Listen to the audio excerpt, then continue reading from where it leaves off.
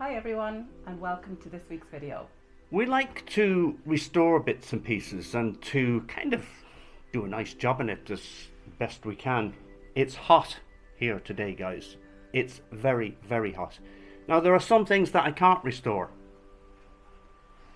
This is one of them. So, My jacket. yeah, but hey, it's good for something. So what I do is I cut it up because it's white and because it doesn't come apart. It's great for doing this kind of a restoration because I'm going to use an oil, a linseed oil. So this would be perfect for it. This is the product that we're going to use on the coffee table. It's a linseed oil and it gives it a little bit more of a natural look. It's not shiny and it absorbs into the wood, and I think it's the best product to use on it. I'm going to pour some of the oil into a little shot glass. It's not going to take very much to do it, but it's going to make it that it's much more controllable. It's like honey, and it smells really nice too. Just look at that. Not to be mistaken for a shot.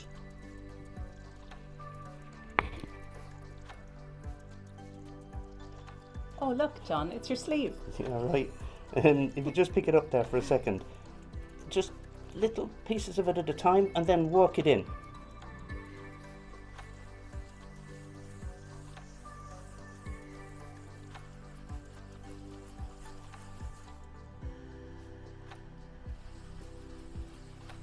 It does smell good, doesn't it? Yeah, it does.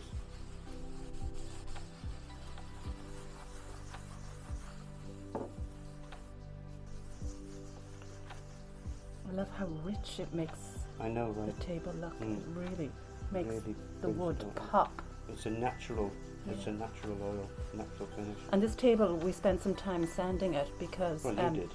well, yeah, it was quite bad because it was quite badly stained from different things over the years.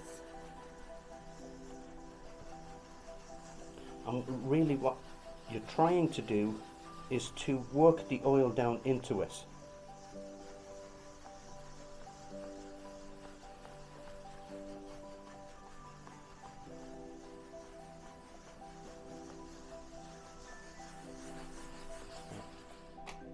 I did some French polishing many years ago, and it was a craftsman of French polishing that taught me how to do it. And his technique was a figure of 8, like that. He used French polish, shellac, made all of his own materials, and you really got to try to work that oil in. And what you're looking for too is some parts of the wood will take it differently than others, and you just keep going over it.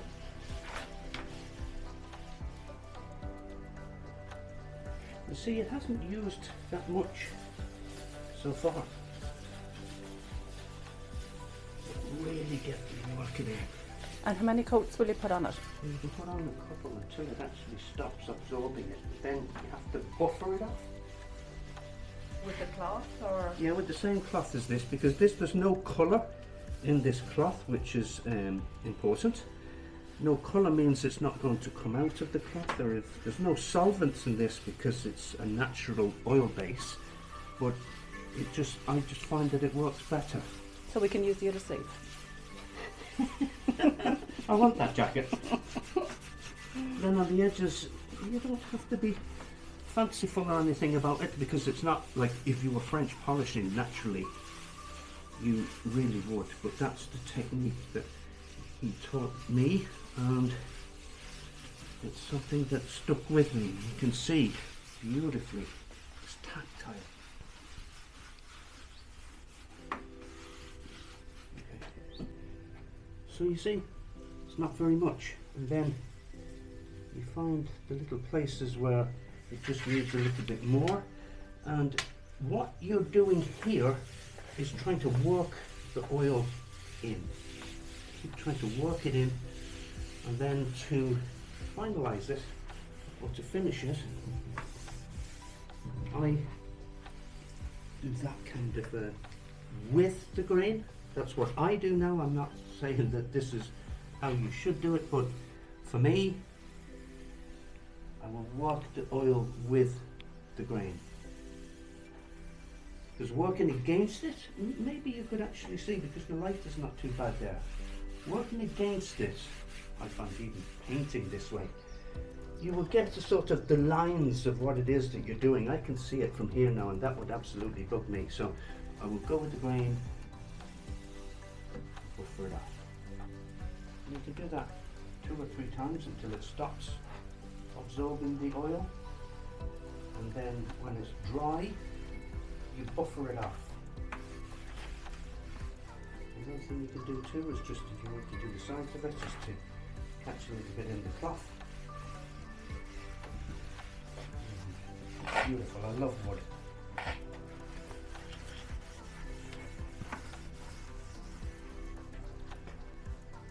Just put a little bit on there as well. Works.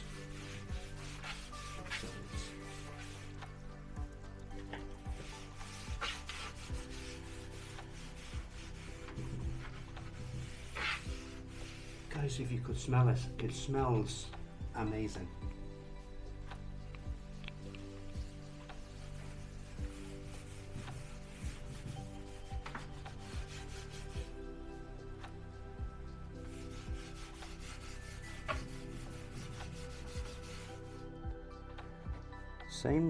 Same glass of oil, and now I'm just trying to work it into it along with the grain. We don't want a real commercial shiny type of a finish on it. We want it to look as natural as possible. I think it just does honor to the tree that way. The wood is beautiful. Slowly working it in.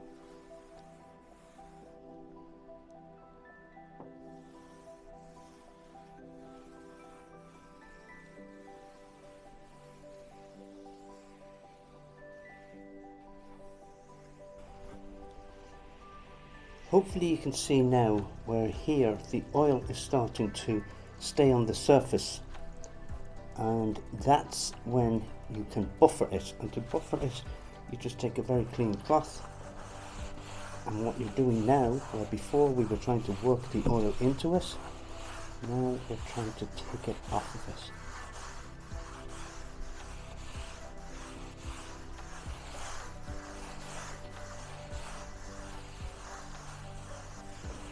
Again, for me, it's with the grain.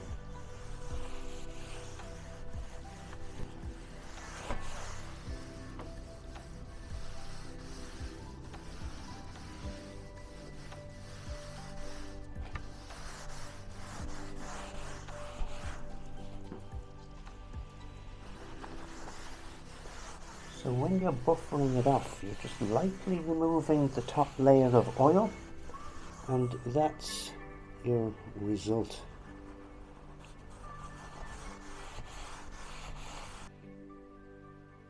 That's the table restored and finished and back in place where it belongs. It looks and smells absolutely beautiful, and I guess now all I have to do is dress it.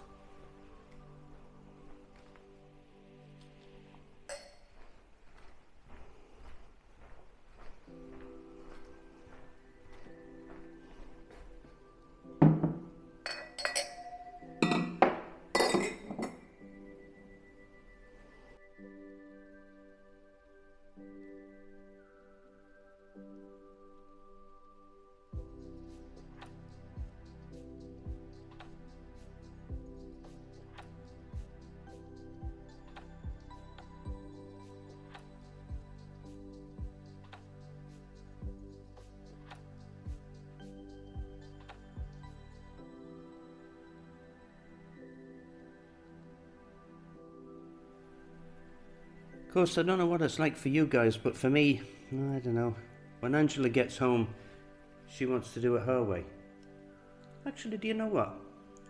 If you wish, leave a comment below as to which one you think is dressed the best. I do it my way, which is the right way. This is something that Angela has been working hard on as well. She's been sanding it down. Originally it was in bits and there was 2 of them. So I took the best pieces from the 2 and made one. It's an old wood sun lounger, so it would be a pity to sort of have it dumped out. But when she's finished with this, what we're going to do is bring it over and use it in what we're calling the sand or the beach area over on the land. That area is practically finished and I think it looks pretty damn cool. So we'll be showing you that, what it took to produce that in a future video. I want to fill you guys in on the story with the hats. Here I have to wear a hat. The sun is just too intense. And even the Spanish can't believe that with my thick hair, how the hell does the sun get through? And for quite some time I've used these peak caps and I like them.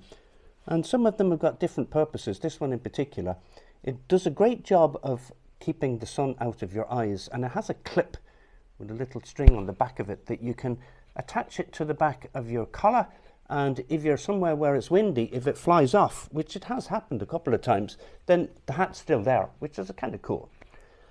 But these hats, at certain times of the year when it's actually too hot, it can tend to get a little bit moist or a little bit sweaty inside in the peak of it here. And it's caused 1 or 2 problems for me with my forehead.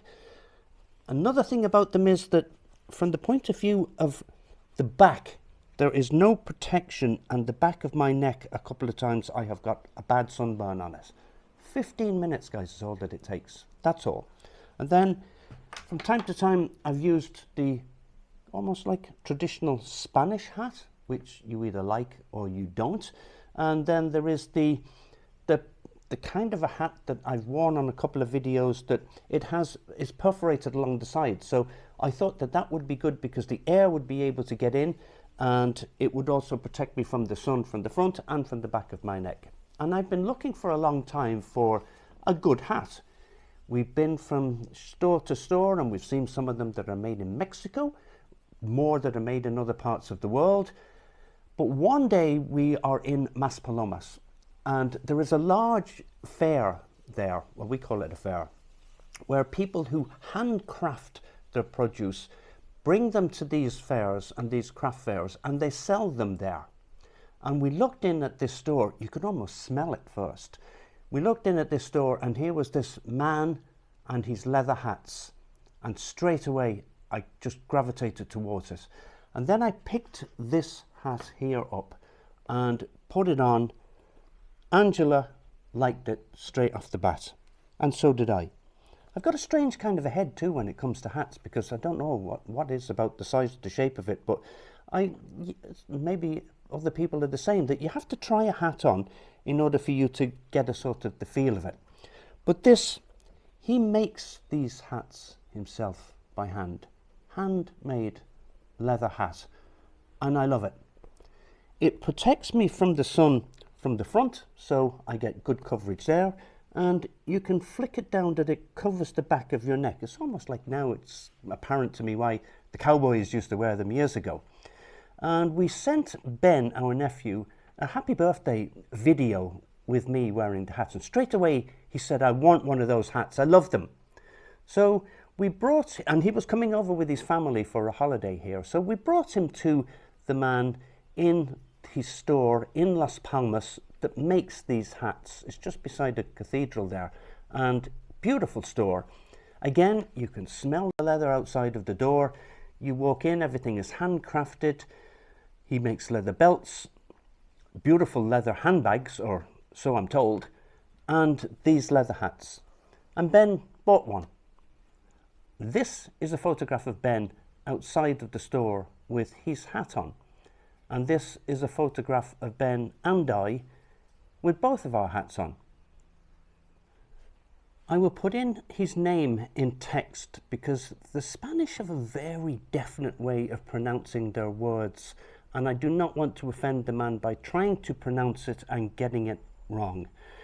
And to end the whole conversation in relation to the hats, My dad used to say to me years ago, if you want to get ahead, get a hat. And thank you guys for watching the video, and hopefully we will see you again in the next one.